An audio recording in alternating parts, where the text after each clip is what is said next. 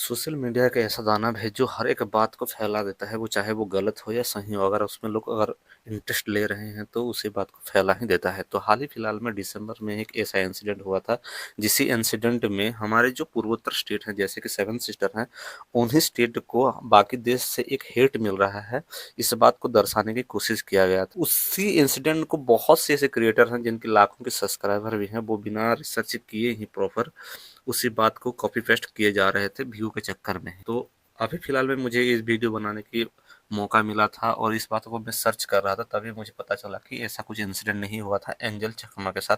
उन्हें मोमोज चाइनीज बोल के बात नहीं किया गया था और ये एक इंसिडेंट हुआ था, वो गाली गलौज से ही स्टार्ट हुआ था, लेकिन ये बात नहीं है बोल के वहाँ की जो इन्वेस्टिगेशन ऑफिसर हैं वो कंफर्म किए हुए। तो केस ये है कि एंजल चकमा 24 साल के एमबीए स्टूडेंट हैं। उनका बर्थ प्लेस है त्रिपुरा, लेकिन वो देहरादून में आके स्टडी कर रहे थे। तो 9 दिसंबर 2025 को अपने भाई के साथ ही देहरादून के सिलेकोई मार्केट में कुछ खरीदने के लिए जाते हैं और वहां पर झड़प हो जाते हैं। चाकू का भी इस्तेमाल किया जाता है, जिसके चलते 26/12/2025 को ब्रेन डेड होने की वजह से उनकी मौत हो जाती है।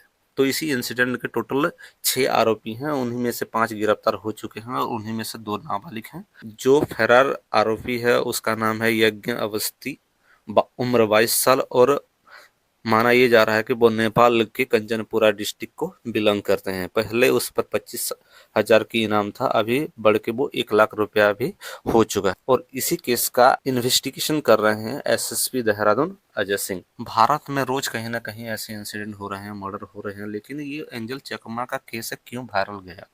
इसके पीछे का कारण ये है, एक इंटरनल डिस्टरबेंस क्रिएट करने की कोशिश किया जा रहा था भारत के अंदर। जो भी लाखों के सब्सक्राइबर हैं तो ध्यान दे नहीं पा रहे थे और अच्छे से रिसर्च किए बिना उनके फीड में जो आ रहा है उसी न्यूज पर डिपेंड हो के ही कोई भी बात ऑडियंस के सामने रख रहे हैं बिना रेस्पॉन्सिबिलिटी लिए हुए। तो किसी भी स्टेट या किसी भी देश हो, वो उन्हीं लोगों के साथ ही मिलकर बनता है। तो सोशल मीडिया में अगर ये बात अगर फैलाई जा रही है, एक नैरेटिव बिल्ड करने की कोशिश किया जा रहा है कि हमारे जो सेवन सिस्टर स्टेट हैं, अगर वो बाकी देश से अगर हेट पा रहे हैं तो वो कैसे हमारे साथ रहेंगे। तो हमें हर एक बात को अच्छे से ध्यान दे के ही वीडियो बनानी चाहिए। छोटी से छोटी बात को अगर हम बढ़ा रहे हैं और रेसिज्म के नाम दे रहे हैं तो कहीं ना कहीं हमारे जो सोशल मीडिया हैंडल है, हमारी जो एबिलिटी है, हम नेगेटिव की तरफ ही लिए जा रहे हैं। और एंजल चकमा का केस में ये भी बोला गया था कि उनकी पिता एक डिफेंस में काम कर रहे हैं, उसके बाद भी ये हुआ था बोल के। लेकिन सच्चाई ये है कि उनका पिता एक टीचर हैं, तो उनका एजुकेशन फील्ड में बहुत से ज़्यादा योगदान है, ना कि डिफेंस फील्ड में।